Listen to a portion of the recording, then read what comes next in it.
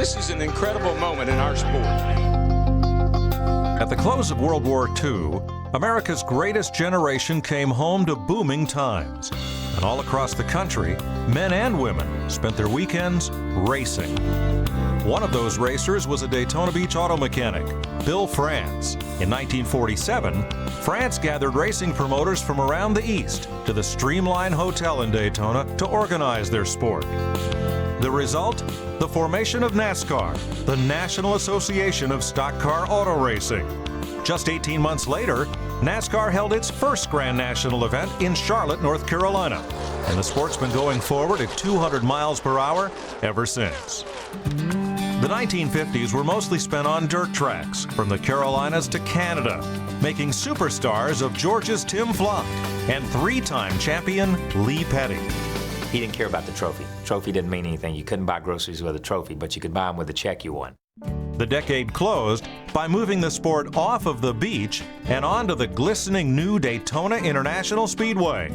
And the Super Speedway era was born. Lee Petty in the center, Beauchamp below him. During the 1960s, Lee's son Richard took his throne as the king of stock car racing, leading a generation of speedsters that included David Pearson. Pearson hammers the throttle and takes the lead. Joe Weatherly. Joe Weatherly's 41 years old, a veteran driver. And gentleman Ned Jarrett. This is quite a driver. Ned Jarrett, 34 years old, from Camden, South Carolina. Everybody is standing here at the Daytona International Speedway. Look at David Pearson.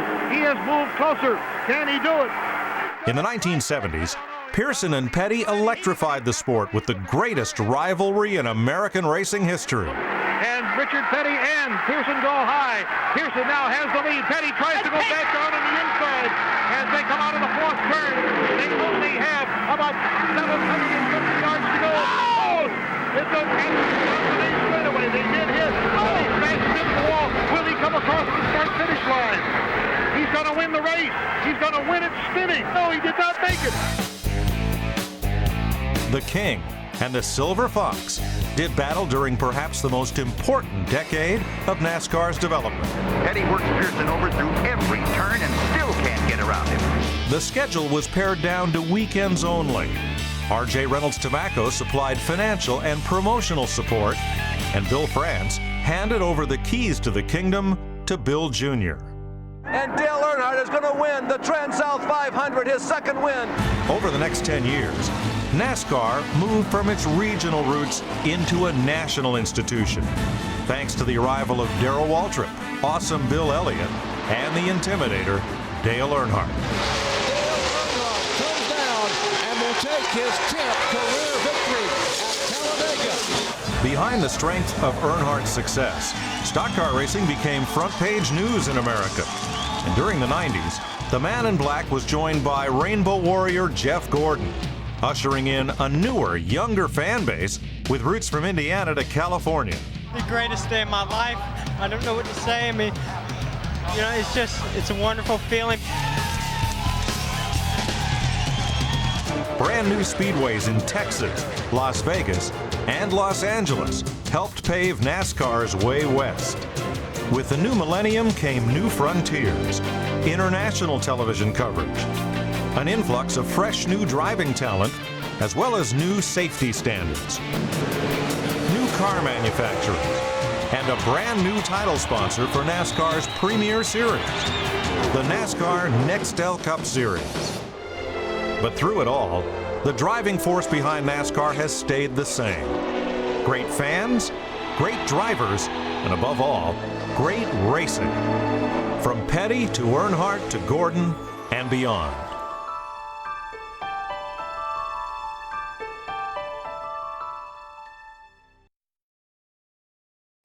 America loves underdogs. We love to see our heroes triumph against long odds. For nearly 6 decades, NASCAR has seen its fair share of racing rallies, from overcoming personal tragedies to just plain bad luck. Here's an inspiring foursome of the most amazing comebacks in NASCAR history. About to write another chapter in his comeback story. This tough, scrappy driver stays right in there. Dead even. The taste of long-awaited victory will be his. Wisconsin's Alan Kulwicki always did things in his own unique way. When he came to NASCAR's top series in the late 1980s, he took on the sport's biggest teams in the smallest way. He owned his own team, built his own cars, and ran chassis setups that other racers couldn't figure out.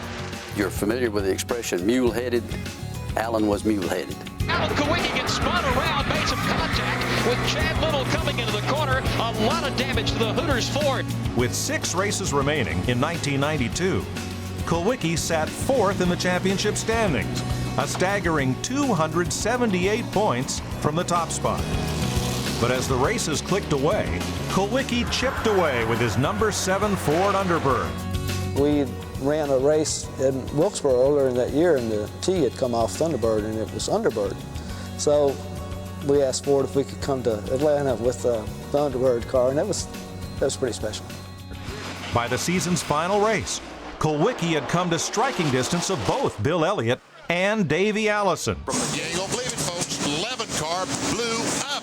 Today's a good example. You never know what's going to happen. It's never over till it's over. Hey, wait a minute. This thing's going to come down to the wire. And it's basically going to come down to who leads the most laps, whether it's Alan or Bill. Kulwicki is going to lead this lap. Here comes Bill Bunn. Takes the lead Bunn. That's the way to race for a championship. That's the way to go for a championship. In the end, he led just 1 more lap than Elliott and won the Cup by a mere 10 points. I'll tell you, man, this is like living a dream here. The car ran great. You know, I wanted to win the race because we had led quite a while, but there'll be other races, but this championship's what I wanted. Just a storybook ending. My dad's here, and just really wonderful. In 1994, Ernie Irvan was a NASCAR superstar.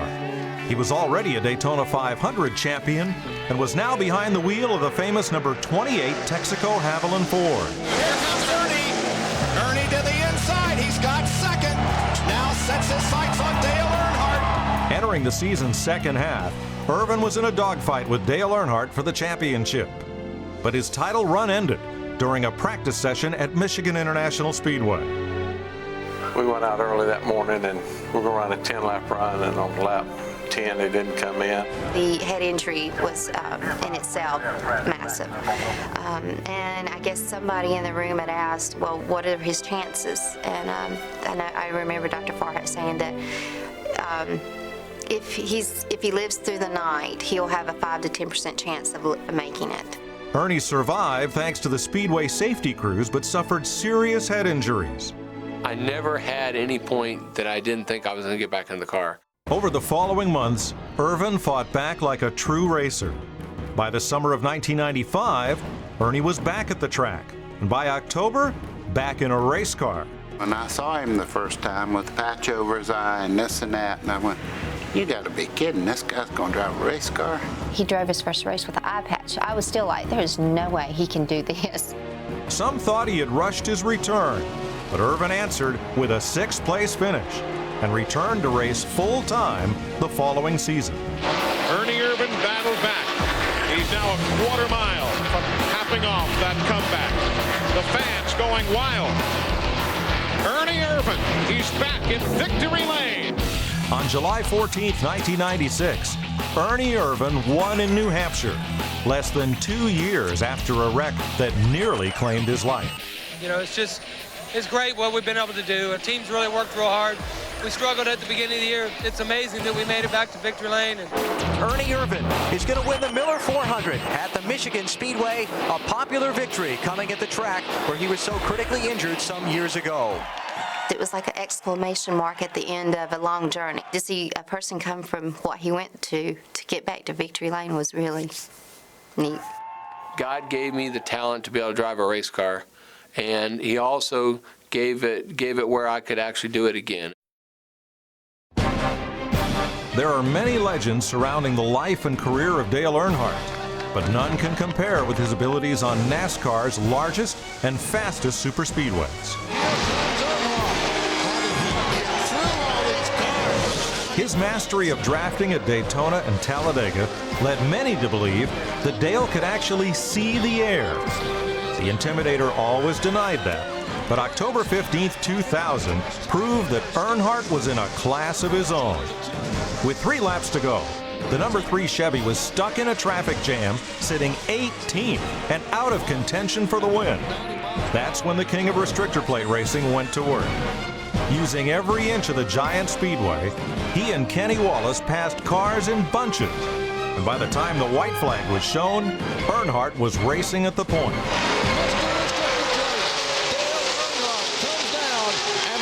His 10th career victory at Talladega. The victory was the 76th and final win of Dale's amazing career. And his 11th restrictor plate win forever set the standard on NASCAR's most challenging tracks. Together, Dale Earnhardt and car owner Richard Childress built their small-town race team into a NASCAR dynasty. That partnership came to a close suddenly and tragically during the final lap of the 2001 Daytona 500. Many wondered if Childress would be able to go on. But to Richard, there was never any doubt. He was a special person, special friend. We're going to miss him. We got a job to do today. You know, nobody wants to be here, but we're doing it for Dale today. And Kevin Harvick has stepped up to the plate. He's a great young driver, and we got a lot of confidence in him. Dale had a lot of confidence in him. So I know Dale would be happy with what we've done with putting Kevin in the car. There'll never be, like Kevin said the other day, there'll never be another Dale Earnhardt, and he just wants to be another RCR driver. Youngster Kevin Harvick was named driver of the GM Goodwrench Chevy. The car, now white. The car number, different. The team's winning attitude, the same. Get up off your seats. Here they go. And only 3 weeks after Earnhardt's death, Richard Childress Racing turned desperation into celebration at Atlanta Motor Speedway. Gordon is down low. Harvick is up high. Side by side out of 4. All of a sudden, here I come up off of 4, side by side with him with a shot at winning. He's going to get him, though. He's going to get him. Gordon got loose. It's Harvick. Harvick goes. Kevin Harvick pulled off one of the all-time upsets in NASCAR history. To see the reaction of the crowd and the fans and driving around on a pace lap and the emotion that was coming out of everybody. I mean, it wasn't just our team, it was the race fans, the pit crews, and you really just, it's hard to explain. It was like it was meant to be, and it was something that the fans needed, we needed, I needed personally. I think it was just something that I'll just never forget it because it was so emotional, and I never will looking up in the sky and saying, thank you, buddy.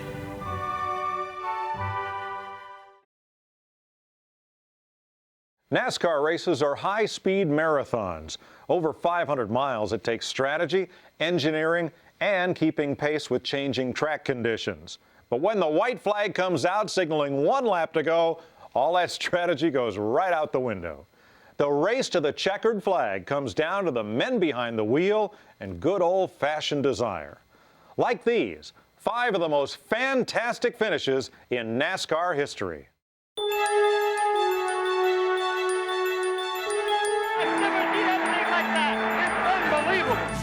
Checkers are out. The only thing they remember is first place. Yeah, get it. There's a fight. Listen to the crowd. I mean, that's incredible. In the spring of 2003, young Kurt Busch was in his 3rd NASCAR season, but still fighting for respect in the garage. Ricky Craven was in his 9th year and fighting for his spot in the sport's new youth movement. 3 laps to go. Can Ricky Craven make it happen? Kurt Busch is in command, but Craven now right up on the bumper, and here across the line starts looking to the inside for the lead. It was pretty clear to me that we're going to have one more shot at this thing, and it's going to have to be off of turn 4. My power steering that had failed about 10 laps earlier, it was so hard to turn the car through 3 and 4 that he just chewed up all of my lead again. Busch brushes the wall. They bounce off each other. Craven has the lead. Busch bumps him. After 390 miles of racing, the two collided, literally, in one of the greatest last lap showdowns in motorsports history. It's going to be a drag race. Wow! They touch. Craven got it. When all the brake dust settled, Craven's margin of victory was 2 1/1000ths of a second, the closest finish ever recorded in NASCAR. On a cold day in Richmond, fans witnessed the ice cracking in one of NASCAR's chilliest relationships and the first battle of a showdown that lasted all season long. Earnhardt will make him work for every inch of real estate. There's going to be some red, yellow, blue, all colors of paint between those two before this one is over as they go back into turn number 1. Darrell Waltrip made his move on Dale Earnhardt with only 3 laps to go, and the Intimidator fired a shot heard round the racing world. Waltrip will win the drag race at turn 3. Earnhardt gets him. Hard into the wall goes Waltrip. Hard goes Earnhardt. These two Turks, they were young and ambitious. Anybody tells you racing's not a contact sport, just don't go to them. The winner, running all the way back in 5th when the wreck occurred, Kyle Petty, son of the King, scored his first career victory. You lose a lot more that way than you ever win that way. So to win your first off of somebody else's misfortune, I didn't really care. A full quarter century before Kyle's victory, his granddaddy Lee was the sport's biggest star. Lee Petty was a 3-time NASCAR champion and winner of 54 races, the biggest of which came February 22nd, 1959, though it wasn't made official until a few days later. In the final stretch, Weatherly is high on the track. Lee Petty in the center, Beauchamp below him. Petty swept by rival Johnny Beauchamp as the cars flashed across the finish line in the first Daytona 500. But Beauchamp was flagged the winner, and both cars went to victory lane. 3 days later, after reviewing photographs and film, NASCAR finally declared Petty the winner in the first of the Petty family's 8 Daytona 500 victories. In 1976, it appeared that Lee's son and Kyle's dad, Richard Petty, was headed for his 6th Daytona 500 victory. But in the closing laps, Petty found himself locking horns with his oldest and greatest rival, David Pearson. Anybody look at David Pearson. He has moved closer. Can he do it? When the famous 43 and 21 cars headed into the East Banking for the final time, they wouldn't come out until they produced a finish straight out of a Hollywood script. It's a straightaway. They did hit. Petty smashes into the wall. Will he come across the start-finish line? He's going to win the race. He's going to win it spinning, as he, I believe, will take the checkered flag. No, he did not make it. Here comes Pearson. Pearson is going to try to make it across the finish line. Petty has his car going. Pearson's going to win it. Oh, Basil Randall, he wins the race. I've never seen anything like that. Pearson managed to inch his wrecked Mercury all the way to victory lane for the lone Daytona 500 win of his career. We had run 1 and 2 so many times, you know, and for it to come down between me and him, which I was glad it was him. That was real special to me. In 1979, Petty was still searching for that elusive 6th Daytona 500 trophy. But when the white flag was shown, he was a distant third, half a lap behind Donnie Allison and Cale Yarborough. The first live flag-to-flag telecast of a NASCAR race had an audience of millions on the edge of their seat for the finish. But no one could have predicted what happened next. Donnie Allison is still out front. Cale Yarborough tucked in on his bumper. When will Yarborough make his move? They flash across the stripe and white flag for Donnie Allison. I saw him actually starting down a little bit, and all I could say to myself was, I'm not going to let you under me down the back straightaway. I love to do that slingshot move. You know, it's kind of a daring move to wait to the last lap, but, you know, I figured I had him set up. Where will Cale make his move? He comes to the inside. Donnie Allison throws the block. Cale hits him. He slides. Donnie Allison slides. They hit again. They drive into the turn. They're hitting the wall. Caution is on the racetrack, and it will be a battle back to the start-finish line. When brother Bobby Allison stopped to check in on Donnie, tempers raged out of control. There's a fight. The tempers overflowing. They're angry. They know they have lost. And what a bitter defeat. Petty earned the win, but the day will always be remembered for what's now known simply as the fight. Bobby and Donnie and I both were friends before that race started, and the next day we were friends again. Richard Petty won that race that day, and he's talked about less than I am, less than Cale is, less than Bobby is for that given day. Racers love numbers. Whether it's hundredths of a second on the stopwatch, or counting points or counting wins, you get the idea. So it should come as no surprise that the sport's biggest moments put the tallest numbers up on the board. Here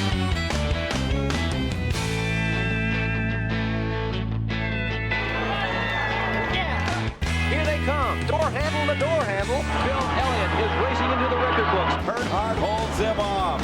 It's going to be a celebration that'll last forever. There is no number more revered in NASCAR than 200. That's the number of times Richard Petty has visited Victory Lane, nearly twice more than any other driver. Comes Richard. He's fired past Cale, and the Petty Blue is number 1. Gentlemen, start your engines. On July 4th, 1984, in front of President Ronald Reagan and the world, the King finally earned that magic victory. But thanks to Cale Yarborough, Richard had to earn it. This will be the race back to the start-finish line, and this could be for all the marbles of the Fire Tractor 400. They are door-to-door in the dog leg. They touch coming to the tri-oval down to the line. It is, I can't call that one. It is so close. It's Richard Petty by a foot. Petty wins his 200th career NASCAR victory. 200 is very, very important, but under the circumstances, with all the presidents that's ever been in the United States, this is the first one that's ever showed up at a racetrack. I wanted to be the one that was able to welcome him to Grand National Racing. Here's another magic number, 7. The number of championships Richard Petty had won, a number long thought unreachable. But in 1994, Dale Earnhardt managed to do the impossible, clinching his 7th Cup in style, dominating the field to win the race and the championship at the North Carolina Motor Speedway in Rockingham. Here comes Mast, right to the bumper, slides it sideways, and Earnhardt holds him off to win the race and knock down his 7th Winston Cup championship. It's amazing that we could do it. I thought nobody'd ever tie Richard Petty or catch Richard Petty's record of his championships, but you know, he's still the king. We're 7-time champion now. The biggest number in Dale Earnhardt's career was 0. Coming into 1998, that's how many times NASCAR's biggest driver had won its biggest race, the Daytona 500. He had lost the Great American Race in every way possible, running out of gas. And Earnhardt is coming out. Absolutely out of gas. Flat tire. Something amiss on the Earnhardt car. Even ending up on his roof. And for the 19th time, Lady Luck deals a bad hand to Earnhardt.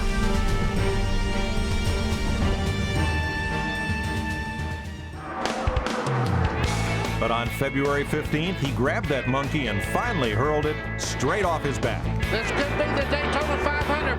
20 years of trying, 20 years of frustration. Dale Earnhardt will come to the caution flag to win the Daytona 500. Finally, the most anticipated moment in racing. Dale Earnhardt finally is a champion of the Daytona 500. Look out on pit road. Every man on every crew has come out to the edge of pit lane to congratulate the man who has dominated everything there is to win in this sport, except this race until today. Daytona 500 is ours. We've won it, we've won it, we've won it. When the chase for the Nextel Cup format was announced by NASCAR chairman Brian France, the sport's magic number became 10. With 10 races to go, only the top 10 drivers in points would battle each other for the NASCAR Nextel Cup. Some old-school race fans scoffed at the idea, but by the end of the season's final race at the Homestead Miami Speedway, everyone was giving the new system a perfect 10. Trouble here at Homestead for the championship leader, Kurt Busch. Oh, and he loses the wheel. Wow. Or loses the tire. So now Kurt's back in 28th place, and there's the championship picture all of a sudden. White flag, 1 lap to go. Kurt Busch in 5th and trying to hang on to that spot. If he stays there, he wins the title. Checkered flag is up. Greg Biffle wins the Ford 400 at the Homestead Miami Speedway. Kurt Busch is the 2004 NASCAR Nextel Cup Series champion. We did it. I'm going to come and get you by the end of pit road. Everybody Unbelievable deal. This is what a team does to win a championship. They persevere on a day such as this. I just can't believe we were able to overcome all of that turmoil today.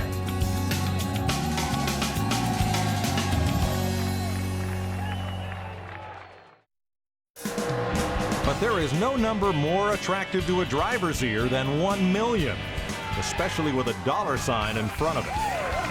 In 1985, R.J. Reynolds posted $1 million bonus for any racer who could win 3 of NASCAR's 4 crown jewel events.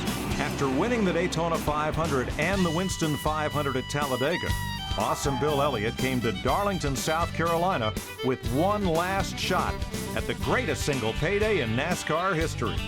For 500 miles, Bill dodged near wrecks and mechanical problems. At the end of the grueling day, Elliott had earned a brand new nickname, $1 Million Bill. Bill Elliott is racing into the record book. Bill Elliott is going toward immortality. Bill Elliott gets the checker flag. Bill Elliott has won an additional $1 million in 1985. I'll tell you what, I couldn't believe it. When Winston put the money up last November or December, I couldn't believe that I'd be the one that was able to get it. I'll tell you what, I can't believe it.